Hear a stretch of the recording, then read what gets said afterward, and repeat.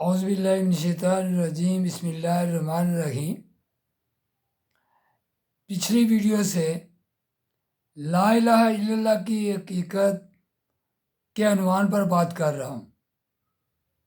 اس میں بتایا کہ انسان کی قدیم تاریخ کے جو حالات ہم تک پہنچے ان سے معلوم ہوا کہ انسان نے ہر زمانے میں کسی نہ کسی کو خدا مانا اور اس کی عبادت کی ہے۔ اب میں بیان کروں گا کہ انسان کے اندر خدائی کا تصور کیسے پیدا ہوتا ہے۔ بہت سی چیزیں ہیں جن کی شان و شوکت و بزرگی کو دیکھ کر وہ مرحوب ہو جاتا ہے۔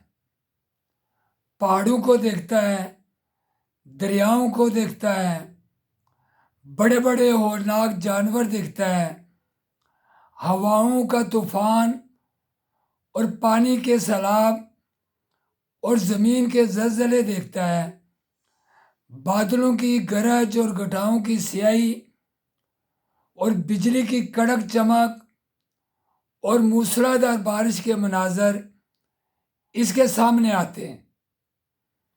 سورج اور چاند اور تارے اس کو گردش کرتے دکھائی دیتے ہیں۔ وہ دیکھتا ہے کہ سب چیزیں کتنی بڑی، کتنی طاقتور، کتنی شاندار ہیں، اور ان کے مقابلہ میں وہ خود کتنا ضعیف اور حقیر ہے۔ یہ مختلف نظارے اور خود اپنی مجبوریوں کے مختلف حالات دیکھ کر اس کے دل میں آپ سے آپ اپنی بندگی، محتاجی اور کمزوری کا احساس پیدا ہو جاتا ہے۔ اور جب یہ احساس پیدا ہوتا ہے تو اس کے ساتھ ہی خود بخود الوہیت یعنی خدائی کا تصور بھی پیدا ہو جاتا ہے۔ وہ ان ہاتھوں کا خیال کرتا ہے جو اتنی بڑی طاقتوں کے مالک ہیں۔ ان کی بزرگی کا احساس اسے مجبور کرتا ہے کہ وہ ان کی عبادت میں سر جھکا دے۔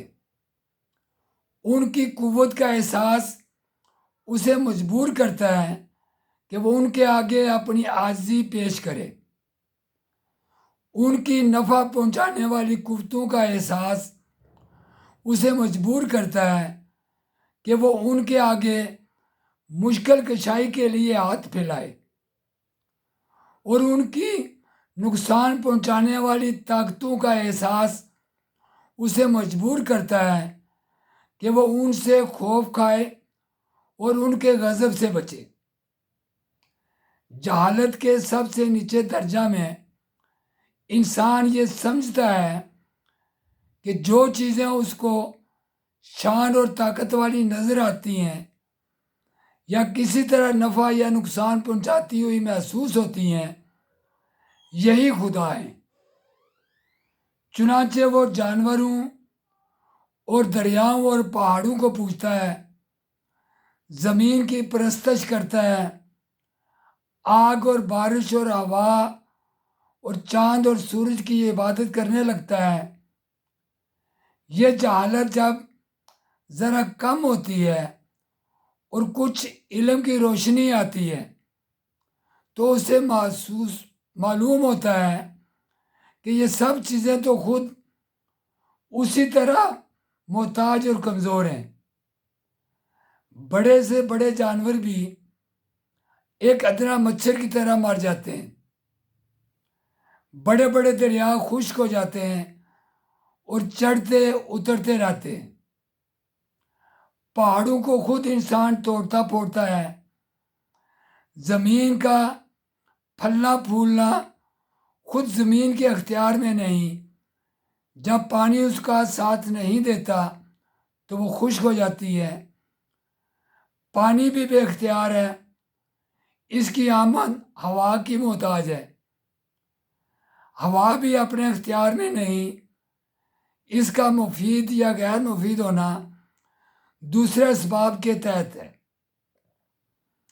چاند اور سورج اور تارے بھی کسی قانون کے تابع ہیں، اس قانون کے خلاف وہ کوئی ادنا جنبش بھی نہیں کر سکتے۔ اب اس کا ذہن مخفی اور پراسرار قوتوں کی طرف منتقل ہوتا ہے۔ وہ خیال کرتا ہے کہ ان ظاہری چیزوں کی پشت پر کچھ پوشیدہ قوتیں ہیں جو ان پر حکومت کر رہی ہیں اور سب کچھ انہی کے اختیار میں ہے۔ یہیں سے خداؤں اور دیوتاؤں کا عقیدہ پیدا ہوتا ہے۔ روشنی اور ہوا اور پانی اور بیماری اور تندرستی اور مختلف دوسری چیزوں کے خدا الگ الگ مان لیے جاتے ہیں اور ان کی خیالی صورتیں بنا کر ان کی عبادتیں کی جاتی ہیں۔ بقیہ اسی موضوع پر اگلی ویڈیو میں گفتگو کروں گا۔